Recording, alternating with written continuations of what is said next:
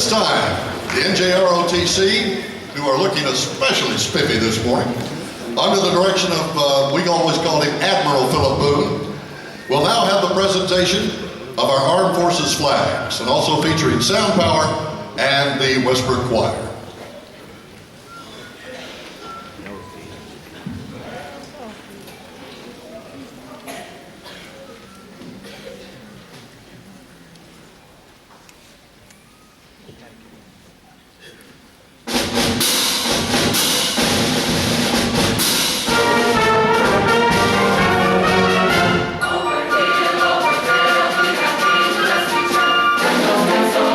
States Army.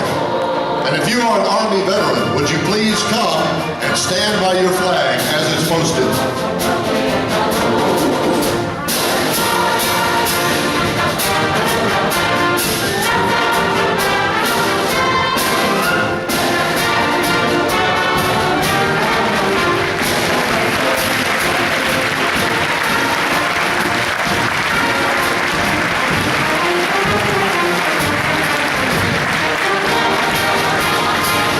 States Marine Corps. And if you are a veteran of the Marine Corps, please come and stand by your flag.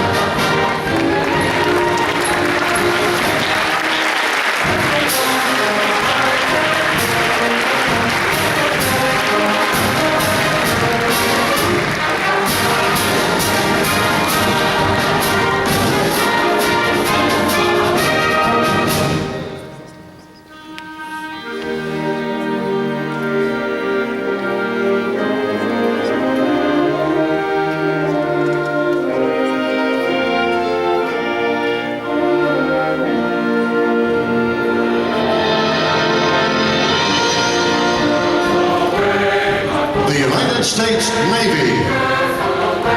Again, if you are a Navy veteran, would you please come and stand by your flag?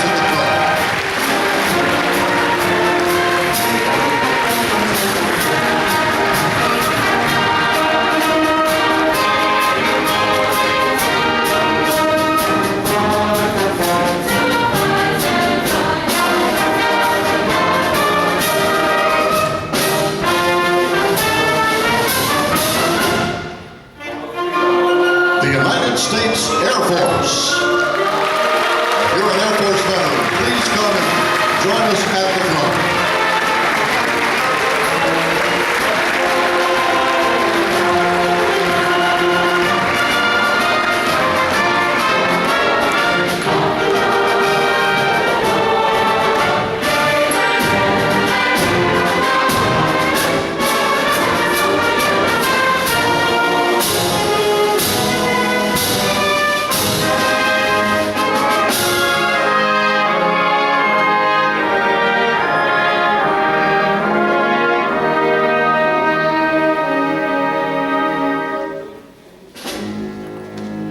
Would you please stand for the posting of the colors?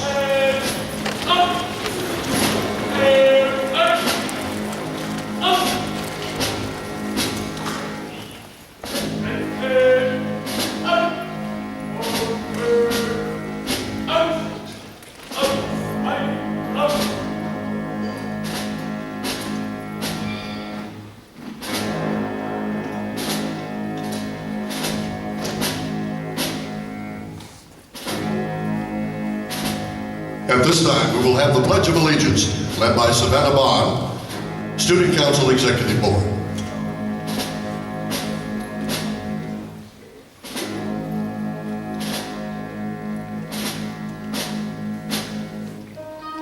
I pledge allegiance to the flag of the United States of America and to the republic for which it stands, one nation, under God, indivisible, with liberty and justice for all.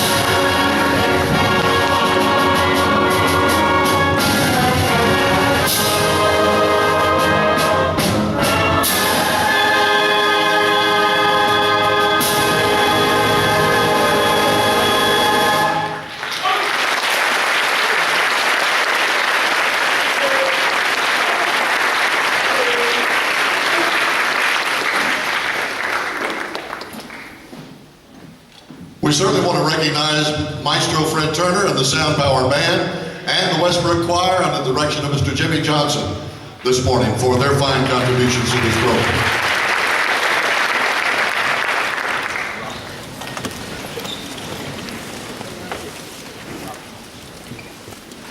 If you ladies and gentlemen could take your seats, we'll continue with the program and I'll introduce our speaker for this morning.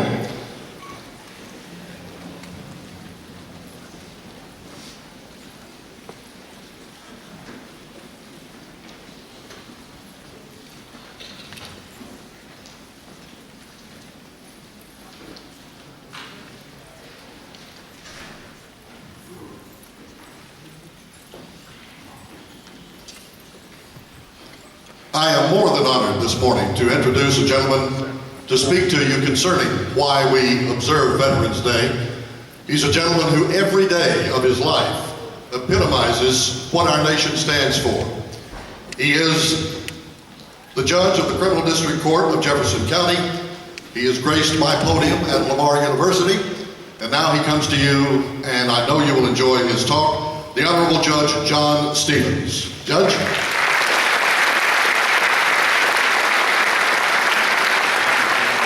See you. Good morning to all of you. Wow, what a great way to start the day. I was expecting one of the B-2 bombers to fly through the auditorium at the end of that. Wasn't that fabulous? It's great.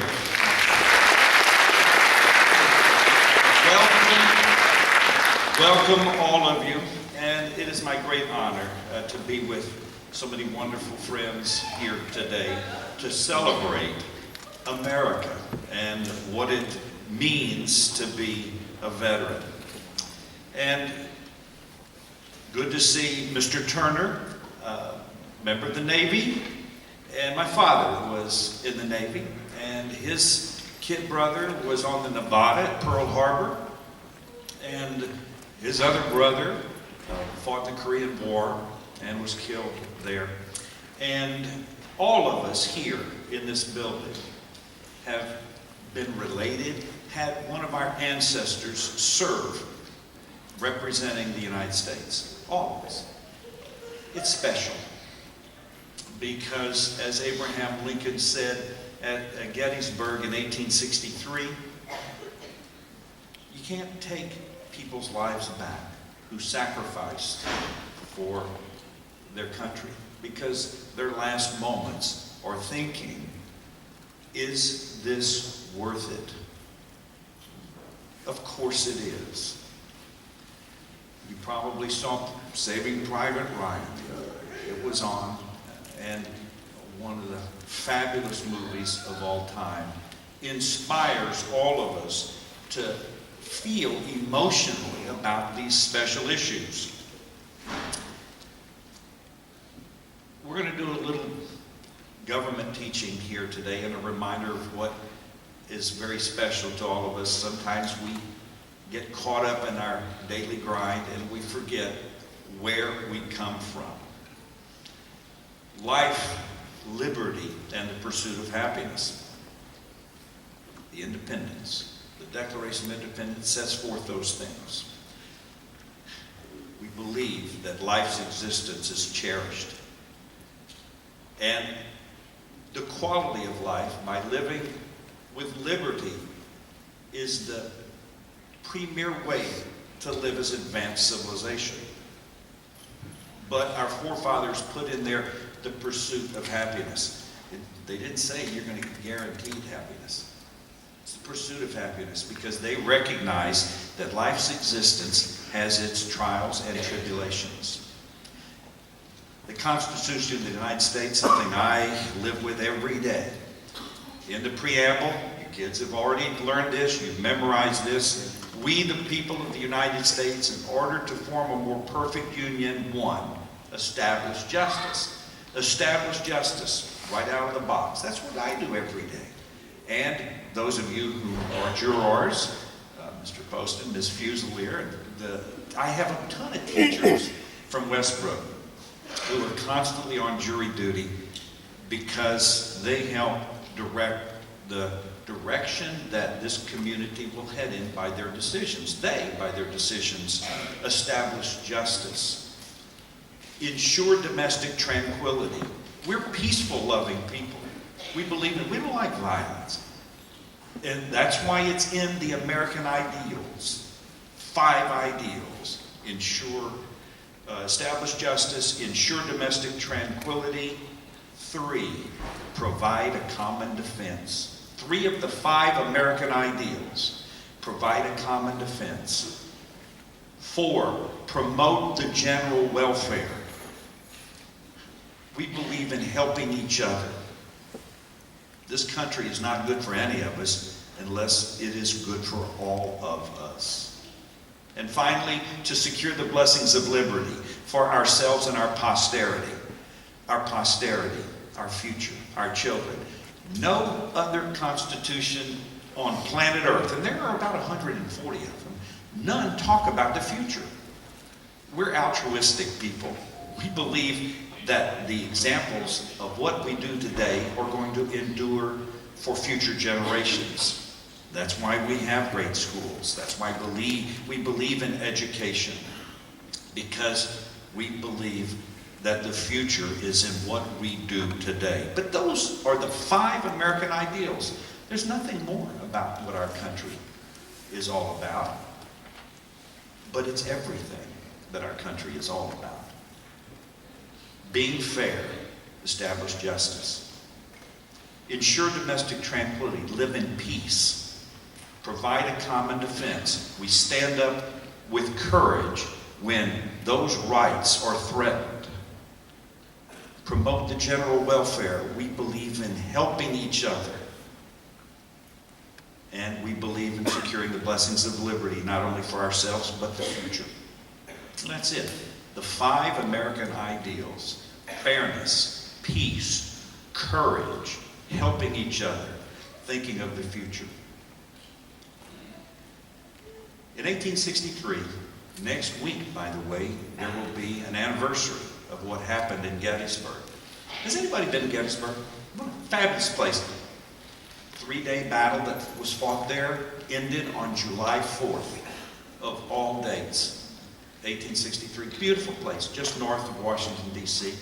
I lived in Washington and worked there when I was in the Justice Department. I was 20 years as an assistant U.S. attorney and worked 1 year right next to the White House, handling capital cases, because I had the honor of being assigned by Janet Reno to handle the James Byrd murders out of Jasper, and I prosecuted the first two who received the death penalty for dragging a man to his death for no other reason except he was of a different race.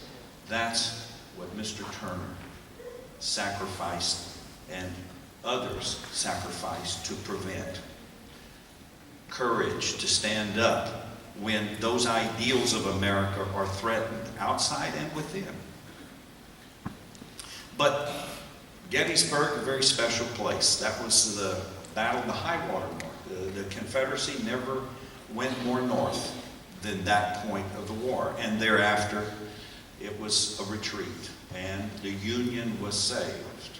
In November, about November 17th in 1863, a few months after the battle, some of the governors from the states of those people who had fought and died in that battle got together, and they wanted to memorialize the sacrifice. And they asked Senator Edward Everett, who was the leading speaker of the day, senator from Massachusetts, to give the special address. He spoke for 2 hours, and no one remembers what he says. Abraham Lincoln was invited to make a few remarks afterwards. He spoke for 2 minutes. We memorized the Gettysburg Address. It's obviously not how much you say, but what you say.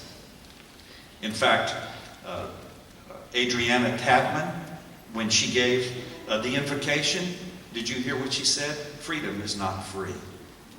Those of you who have been to Washington know that's etched in the Korean War Memorial with a rose sitting on the ground. Special words. You don't have to say a lot. You get right to the point. And that's what Abraham Lincoln did. By again stating, how can we take back those who sacrificed their lives, their time, their effort? How can we give that back? You can't undo that. What you can do is live your life as great Americans, living the American ideal by being fair, seeking out peace, standing up with courage, as Mr. Turner, my father, all of our relatives have in the past, helping each other, and remembering that your actions are examples for the future. That's why veterans fight and serve their country, because they believe in those ideals, and they are the highest ideals you can imagine. Well, Arlington Cemetery is a very special place, and those of you who have been to Washington certainly have spent some time in Arlington Cemetery. There are too many graves there. You see those headstones, and they are in perfect order lined up. Still ready, their souls at attention to serve the ideals that are worth fighting for. Have any of you been to Arlington Cemetery and saw the changing of the guard? What an emotional experience. The honor guard for the Tomb of the Unknown Soldier, the Tomb of the Unknowns. It has various names proper to it, but it's called different things, but that's what we know it as. Those are very special people. Do you know, to be an honor guard, you must, number one, never have a waistline over 30 inches. Ken and I are wiped out immediately. They take an oath never to drink or swear the rest of their life. They stand guard 24 hours a day, even during the hurricane that went through. Their time is spent when you watch 21 steps. They stop, countermarch, 21 seconds, then march back to and from the tomb. 21. Just like Veterans Day that is supposed to remind us of the honor and the sacrifice of what it means to be an American. 21 is the magic number. 21. You add 1776, 1776, and you get 21. That is the honor behind that number. We go to the beginning of life, liberty, and the pursuit of happiness. 227 years our country has been in existence. And as Abraham Lincoln said at the end of the Constitution, when asked, what did you do? He said, we made a republic. It's up to all of you to keep it. Well, what a wonderful day to remember great things, and that is the great sacrifice, providing a common defense, part of the American ideal. I want to thank all of you for being a part of this.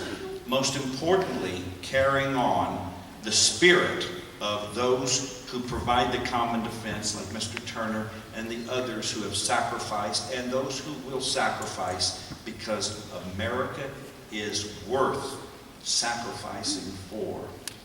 May God continue to bless Jefferson County, Texas, and the United States of America. And thank you, sir. Thank you all.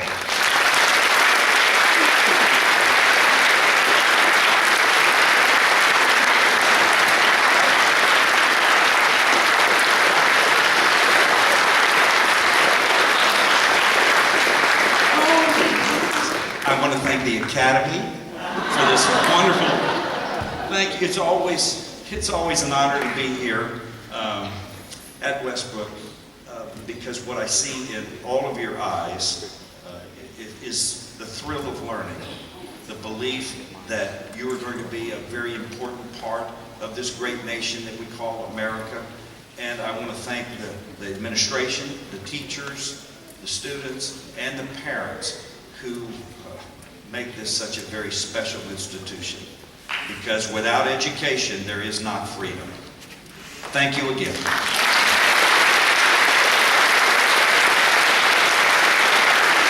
Judge John Stevens. Thank you so much, Judge. Most inspiring. Most inspiring. Before we continue, we're going to have a special presentation now by the ROTC, which they do every year and do a fabulous job of it. There will be a PowerPoint going on during this presentation, and we want to thank Jennifer St. John for putting that together as well. Before we do that, though, if you are a member of the Armed Forces or have served in the Armed Forces of the United States, we'd like you to stand at this time just so we may honor you one more time individually. Would you please stand? Let's give all of these now serving and those who have served a very special hand and recognize them. Thank all of you for your service.